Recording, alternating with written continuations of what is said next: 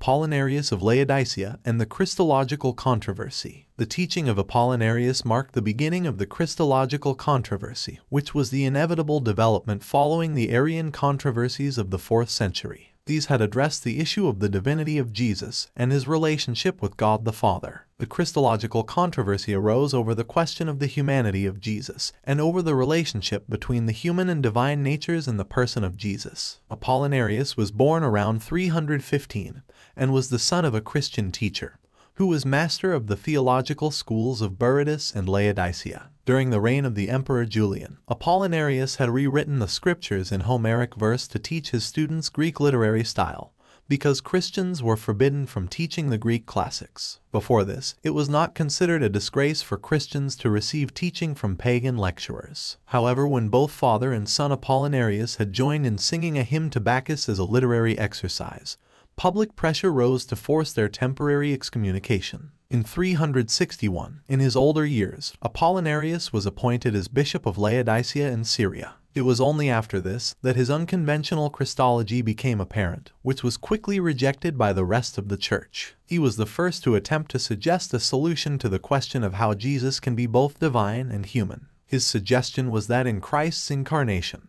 the divine Logos had taken the place of the human will or soul. Apollinaris stressed that the Word had become flesh, taking human form rather than becoming man. His argument was based on the assumption that Christ had only one person, and that personality came totally from the Logos. Also, because the Logos could not be subject to change, the incarnated Christ could not have a human will. This teaching was partially motivated by avoiding the extremes of Arianism. Apollinaris believed that he had remained true to the Nicene Creed and had solved one of the unsolved questions of Christology. However, the remainder of the Church strongly objected to his teaching, because it meant that the incarnation was not complete. According to the teaching of Apollinaris, Jesus was not completely human. This meant that Jesus could not completely identify with mankind, so the doctrine of salvation was severely weakened. A Christ who did not have all the elements of human nature in his incarnation would not be able to redeem every aspect of human nature. Apollinaris was particularly opposed by the Cappadocian Fathers, and he was condemned by several church councils,